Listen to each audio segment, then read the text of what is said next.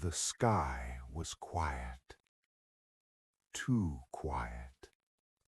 There were no planes, no satellite signals, no sound from above. At first, people did not notice. It was a normal day. Cars moved on the roads. Children played outside. People checked their phones. Then something strange happened. The internet stopped. Not slow, not weak, completely gone. Phones showed no signal. TV screens turned black. Radio went silent. People refreshed their screens again and again. Nothing. A man in New York looked at his phone. "No network?" he whispered. In London, a woman tried to call her family. The call failed. In Tokyo, a news reporter stood in front of a camera, but there was no broadcast. Across the world, confusion spread. No one understood what was happening. Inside a space monitoring station, alarms suddenly turned on. Red lights flashed everywhere. Scientists rushed to their screens. "What's going on?" one of them asked. Another replied, his voice shaking, "We lost all satellites." The room went silent. "All of them?" someone asked. The answer came slowly. "Yes, all of them." Before anyone could react, one scientist pointed at the main screen. "Wait!" Everyone turned. There was something there. Something huge. At first it looked like a shadow. Then it became clear. A massive object, floating above Earth, not moving, not rotating, just there. The room filled with fear. "That's not human," someone said.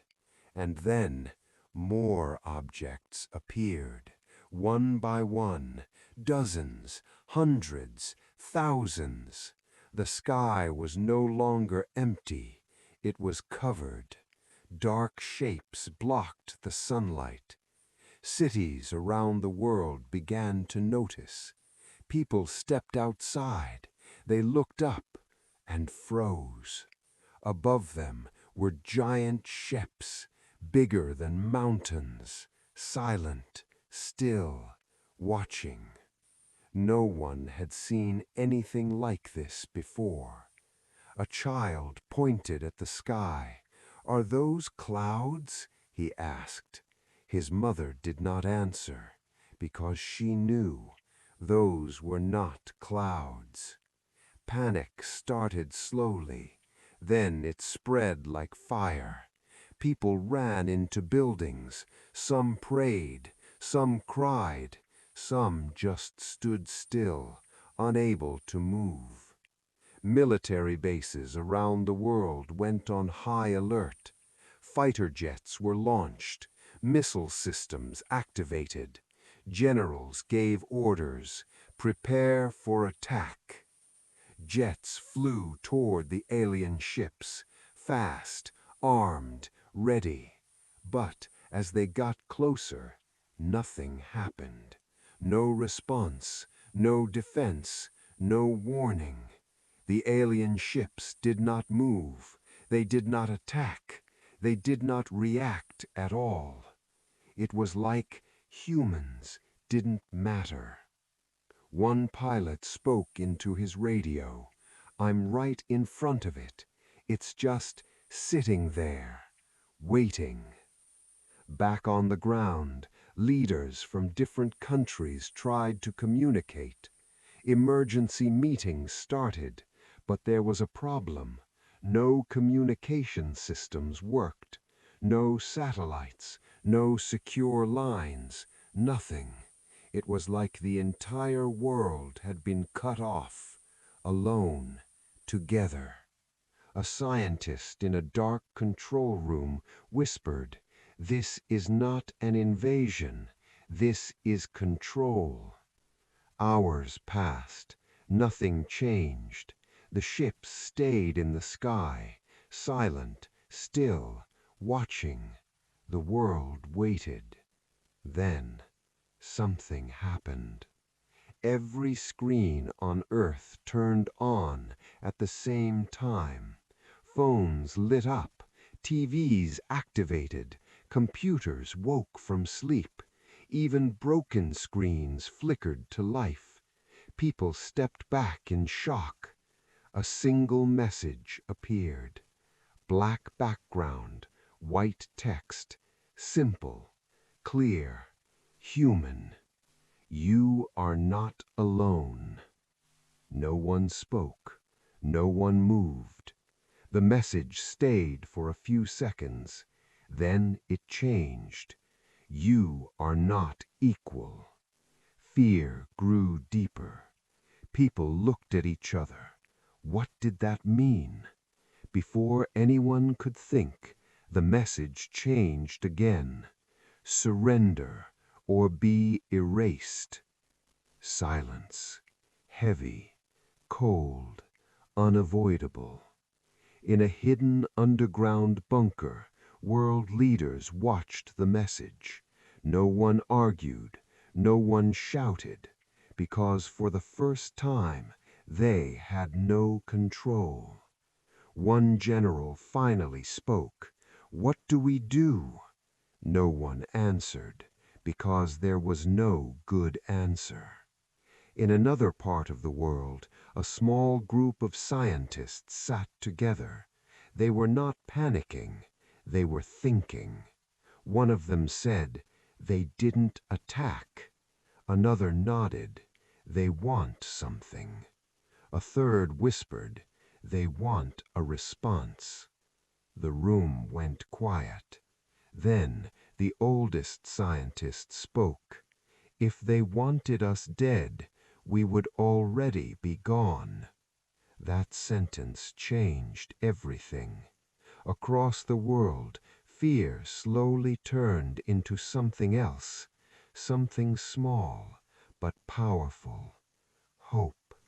Because the aliens had given a choice: surrender or be erased. And humans had not answered yet. Above Earth, inside one of the massive alien ships, strange figures watched, tall, silent, their eyes fixed on the planet below. One of them spoke in a calm voice, "They are slower than expected." Another replied, "They are emotional beings. They will choose survival." The first one tilted its head. "Or resistance." The other one paused, then said, "Resistance is irrelevant." Back on Earth, time was running. People waited for their leaders. Leaders waited for answers. And answers did not exist. Until, deep inside a secure underground facility, a small team made a decision. No long speech, no complicated plan, just a simple idea. One message, short, clear, human. A young operator looked at the screen. His hands were shaking. "Are we really sending this?" he asked. The scientist beside him nodded. "Yes." The operator took a deep breath, then pressed the button. The signal went out, not through satellites, not through normal systems, but through something older, something forgotten, something human. Above Earth, for the first time, the alien ships reacted. Lights flickered, energy moved across their surfaces. Inside the main ship, alarms activated. They sent a reply. All alien eyes turned to the screen. The message appeared. Only 2 words, nothing more. The room went silent, because those 2 words were not what they expected. Back on Earth, no one knew what had been sent, yet, but something had changed. The sky was still dark, the ships were still there, but the silence was different now. It was no longer empty, it was waiting. The sky was still dark. The alien ships had not moved, but something had changed. Inside those massive ships, they were no longer silent. They were listening, because Earth had answered. Deep inside the largest alien ship, a glowing chamber came alive. Strange symbols moved across floating screens. Tall figures stood in a circle. They were calm before. Now they were not. "The signal has been received," one of them said. "Translate it." A soft pulse moved through the room. Then the message appeared. Simple, clear, only 2 words. The chamber went silent. One alien leaned forward. "Is this correct?" Another checked again. Yes. No mistake, no hidden meaning, just 2 words. Back on Earth, no one knew what those words were. Not yet. Only a small group in a hidden underground facility knew the truth. The same young operator who sent the message sat still. He looked at the scientist beside him. What happens now? The scientist did not answer immediately. He was watching the screen, waiting. "Now," he said slowly, "we see who they really are." Across the world, leaders were still in emergency shelters.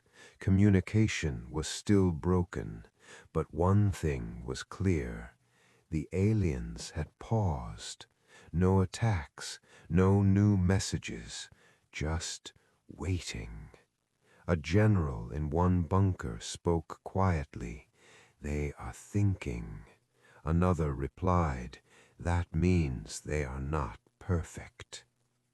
Hours passed. Then, for the first time since their arrival, the alien ships moved. Not forward, not away, just shifting, like they were adjusting, studying, observing. People watched from the ground. Fear returned. "What are they doing?" someone asked. No one knew. Inside the alien ship, the discussion had changed. "These humans are different," one said. "They did not surrender," another added. "They did not beg," a third said. The first alien looked at the message again. 2 words, so small, but so unexpected. "This response does not match their survival patterns," it said. Another alien replied, "Then we test them." Back on Earth, the first test began, without warning, without sound. In a small city, something strange happened. The lights flickered, then stopped. Cars froze in the middle of the road. People could not move, not because they were afraid, but because their bodies would not respond. It was like time had slowed down. A man tried to speak, no voice came out. A child tried to run, his legs did not move. Above them, one of the alien ships glowed softly. Invisible energy spread across the area, watching, measuring, observing. In another part of the world, a different test started. This time, it was not physical, it was mental. People began to hear voices, soft, calm, strange. Do not resist. You cannot win. Survival is obedience. The words repeated again and again, inside their minds. A woman covered her ears. Make it stop! But it did not stop, because the sound was not outside. It was inside her head. Back in the underground facility, alarms started ringing. They are testing human response, the scientist said. How? The operator asked. Body control and mind influence. The operator looked scared. Can we stop it? The scientist shook his head. No. Then what do we do? The scientist looked at the screen. Then he said something unexpected. Nothing. Around the world, the tests continued.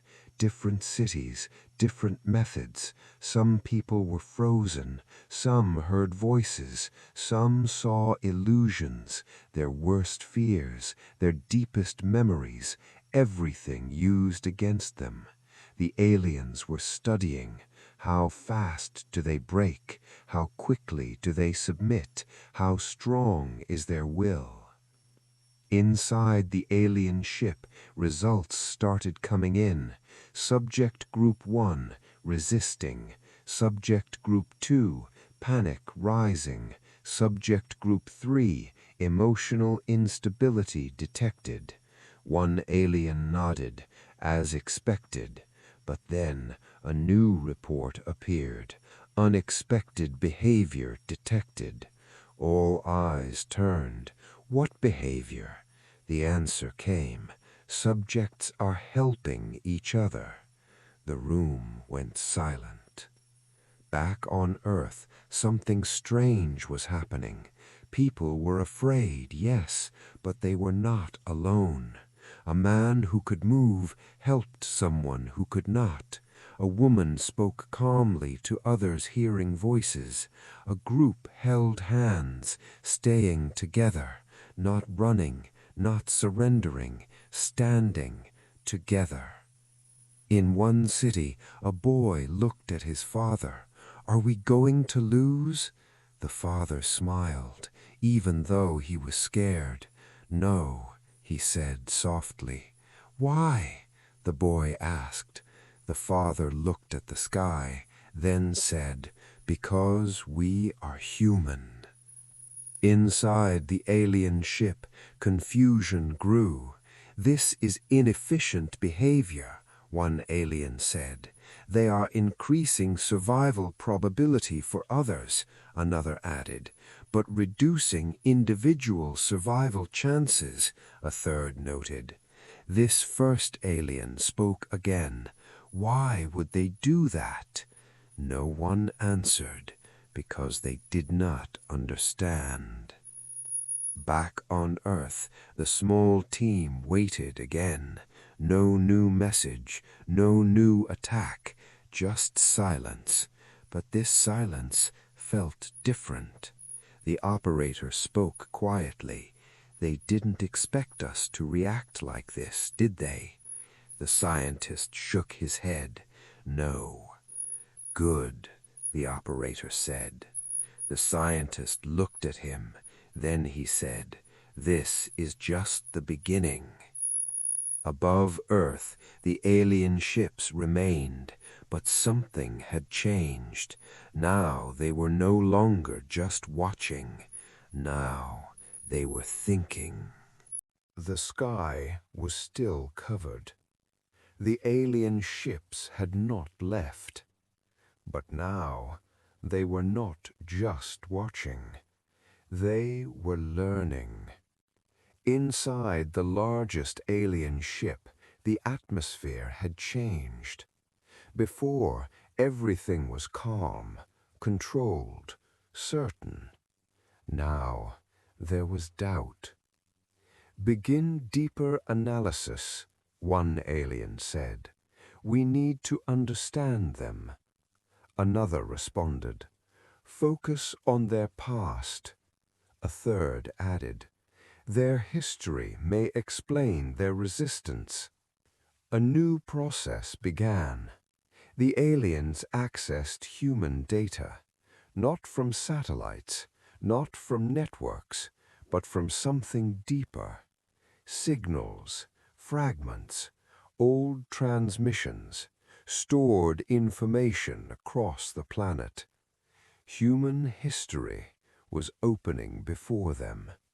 At first, they saw chaos, wars, violence, destruction, cities burning, weapons exploding, millions suffering. One alien spoke. "This confirms it." Another nodded. "They destroy themselves." But the analysis did not stop, because that was not the full story. The scenes continued. After every war, there was rebuilding.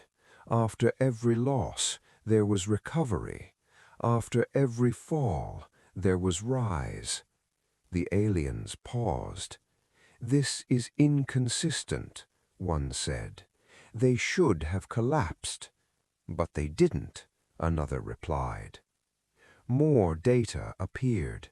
Humans helping each other. Strangers saving strangers.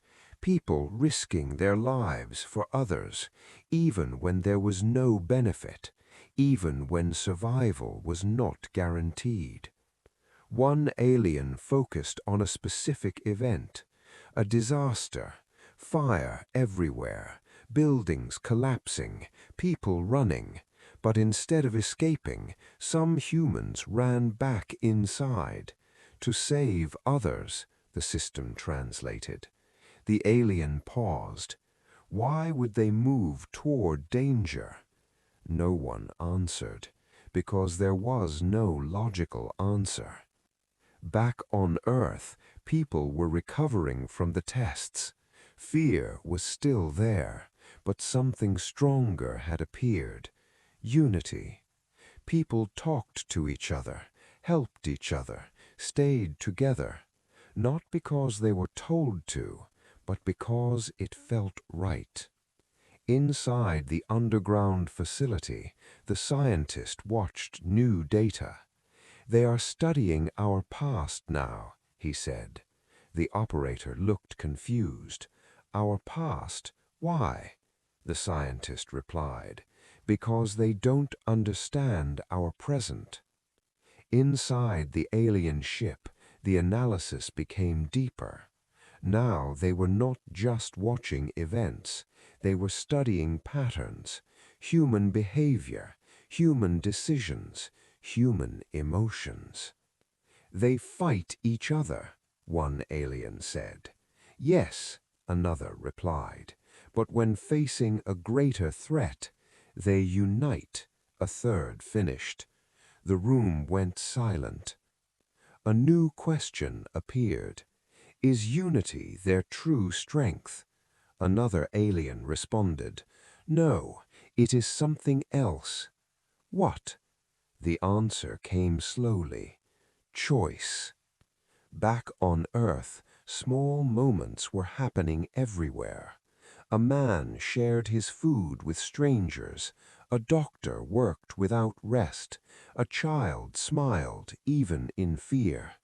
These moments were small, but together they meant something.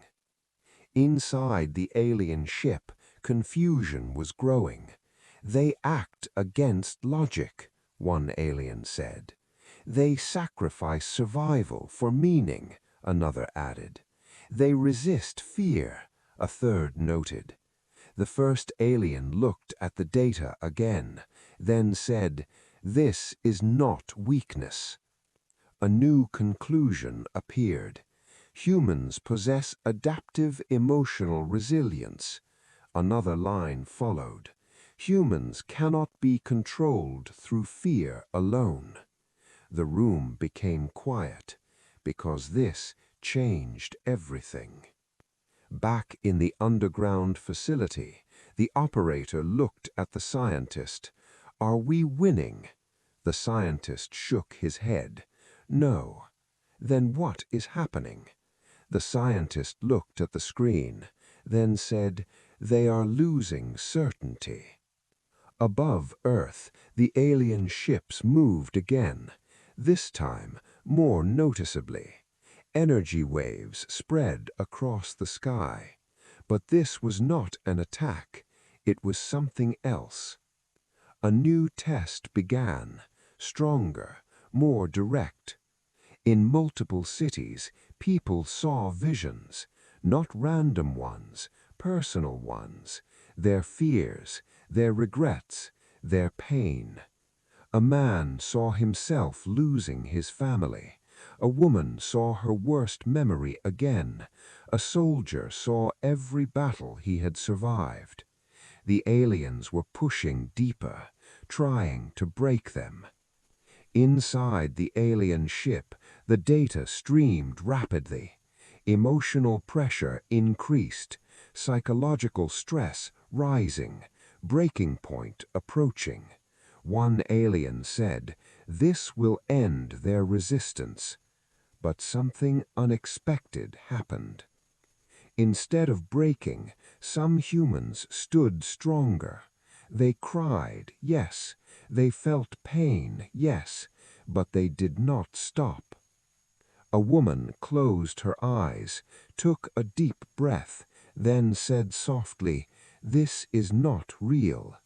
A man held his head, then whispered, "I've survived worse." A soldier looked at his vision, then said, "Not again." Back in the alien ship, the data changed. Subjects stabilizing, resistance increasing, fear losing control effect. The room went silent again. "This is impossible," one alien said. "No species maintains stability under this level of pressure." Another replied, "But they are not stable. They are choosing to continue." That sentence changed everything. Back on Earth, people were not fearless. They were afraid, but they moved forward anyway. And that was something the aliens could not understand. Inside the alien ship, a new conclusion appeared. Humans do not require absence of fear to act. Another line followed. Humans act despite fear. One alien slowly stepped forward, then said something no one expected. "They are dangerous." The others looked at it. "Explain." The alien pointed at the data. "They cannot be predicted. They cannot be controlled fully, and they do not follow survival logic." Another alien asked, "Then what drives them?" The answer came quietly, "Something we do not have." Back in the underground facility, the scientist leaned back. "They see it now," he said. "What?" asked the operator. The scientist looked at him, then said, "Our strength." Above Earth, the ships stopped moving again, but now they were not testing, they were thinking. For the first time, the aliens were unsure. The sky was still dark. The alien ships were still there, but now they were not in control anymore, not completely. Inside the largest alien ship, something felt wrong. Not a system failure, not damage, something deeper. Uncertainty. "They are changing," one alien said. Another replied, "No, they are adapting." A third added, "We are losing predictive accuracy." That had never happened before, not in any recorded encounter. The main screen showed Earth, cities, people, movement, life. But now there was a pattern. Humans were not reacting randomly anymore. They were doing something together. Back on Earth, the underground facility was no longer quiet. More people had joined. Scientists, engineers, thinkers. Not soldiers, not generals, just minds. The operator looked at the scientist. They are watching everything we do. The scientist nodded. Yes. Then how do we fight them? The scientist paused, then said something unexpected. We don't. The room went silent. The operator frowned. Then what are we doing? The scientist turned to the screen, then said, We are changing the rules. A large display activated. Not a weapons system, not a defense shield, something else. A network, old, simple, human-made. This system, the scientist said, was never meant for war. Then what is it? Someone asked. The answer came quietly. Connection. Across the world, something started happening. Small at first, then bigger. People began sharing information, not through satellites, not through modern systems, but through old methods. Radio signals, manual relays, physical movement, human chains. Messages traveled from city to city, from country to country, slow but unstoppable. Inside the alien ship, alerts started appearing. Unknown communication pattern detected. Signal origin, multiple. Cannot isolate source. One alien stepped forward. Block it. They tried. They shut down frequencies, disabled channels, interfered with signals. But it didn't stop, because the system was not one thing. It was millions. Back on Earth, people were talking, sharing, planning, not because they were told, but because they wanted to. A man wrote a message on paper, passed it to another. A group used simple radio waves. A child repeated a message across a line of people. It was slow, but it worked. Inside the alien ship, confusion turned into concern. This is inefficient, one alien said. Another replied, but it is effective. A third added, we cannot stop all of it. For the first time, the aliens faced a problem, not a physical one, a conceptual one. Back in the underground facility, the scientist smiled slightly. They can control systems, he said, but they cannot control people. The operator looked at the growing network on the screen, lines connecting cities, countries, continents. All of this just to communicate? The scientist shook his head. No. Then what? The scientist looked at him, then said, to think together. And that's when it happened. A new idea formed, not in one place, not by one person, but everywhere at the same time. Inside the alien ship, data streams became unstable, human behavior divergence increasing, patterns breaking, predictions failing. This is not possible, one alien said. They are synchronizing without central control. Another alien spoke. They are becoming one system. Back on Earth, the network grew stronger, faster, smarter. Ideas moved across the planet, adapted, improved, shared. A solution was forming, not a weapon, something else. In the underground facility, the final piece appeared. The scientist looked at it, then took a deep breath. "It's ready." The operator stared at him. "What is it?" The scientist replied, "Our answer." Above Earth, the alien ships suddenly reacted. Energy spikes, system alerts, warnings. "They are preparing something," one alien said. "Identify it," another ordered. But they couldn't, because it was not a single system, not a device, not a weapon. It was humanity itself. Back on Earth, people stopped moving. For a moment, just a moment. Then they acted. A global action, perfectly timed, perfectly aligned, without commands, without orders. Inside the alien ship, everything changed. Systems flickered, signals overlapped, data became unstable. "What is happening?" one alien demanded. "They are interfering with our observation systems." "How?" The answer came slowly, shockingly. "They are overwhelming us." The room went silent. Impossible! But it was happening. Humans were not attacking, not directly.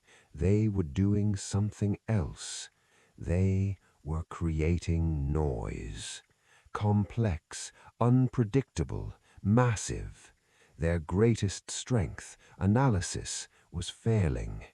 Back in the underground facility, the operator watched in disbelief. "It's working." The scientist nodded. "Yes, they wanted to understand us," he said, "so we gave them everything." Inside the alien ship, panic began to rise. System overload, prediction collapse, control loss increasing. One alien stepped back. For the first time, it showed fear. "They are not fighting us. They are breaking us." Another alien whispered, "Retreat may be necessary." That word had never been used before. Back on Earth, people did not celebrate, they did not shout. They continued, focused, united, because they knew this was not over yet. Above Earth, the alien ships began to change formation, not attacking, not advancing, but preparing for something new. The sky was still dark, but it did not feel the same anymore. Before, it was fear. Now, it was tension. Above Earth, the alien ships held their position, but their formation had changed. They were no longer surrounding the planet. They were stepping back, slowly, carefully. Inside the largest alien ship, nothing was calm anymore. Their systems were still active, but their certainty was gone. "Status report," one alien demanded. "Observation systems unstable. Prediction models failing. Human activity too complex." The lead alien stood still, watching Earth, thinking. "They are not stronger than us," another said. "They have no superior weapons, no advanced technology beyond our reach." "Then why are we losing control?" a third asked. No one answered, because the answer was already on the screen. Humans. Back on Earth, the network was still active. People were still connected, still thinking, still adapting. The operator looked at the scientist. "They are pulling back." The scientist nodded slowly. "Yes." "Did we win?" the operator asked. The scientist paused, then said, "No." The operator frowned. "Then what is happening?" The scientist looked at the sky. then said, "They are learning." Inside the alien ship, a decision was forming. "We cannot control them," one alien said. "We cannot predict them," another added. A third spoke quietly, "And we cannot risk escalation." The lead alien finally moved, slowly, calmly. "Display their message again." The two words appeared, the same two words that humans had sent at the beginning. The room became silent. "They did not surrender," one alien said. "They did not resist in expected ways," another added. "They changed the environment of conflict," a third noted. The lead alien spoke, for the first time, with something close to respect. "They redefined the engagement." Back on Earth, something new happened. All screens turned on again. Phones, TVs, computers. People stopped, watched, waited. A new message appeared. This time it was not from humans. It was from them, the aliens. The message was longer, clear, simple. Species identified, human. Classification updated. People held their breath. Threat type non-conventional. In the underground facility, the operator whispered, "What does that mean?" The scientist answered quietly, "It means they don't understand us." The message continued, "Direct conflict not recommended." Around the world, people looked at each other. Hope began to rise. Inside the alien ship, the final decision was made. "We withdraw." That word echoed through the chamber. Not defeat, not surrender, but something else. Recognition. Back on Earth, the ships began to move, slowly, silently, away from the planet.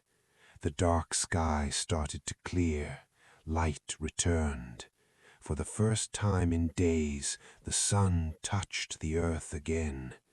People stepped outside, looked up, watched them leave.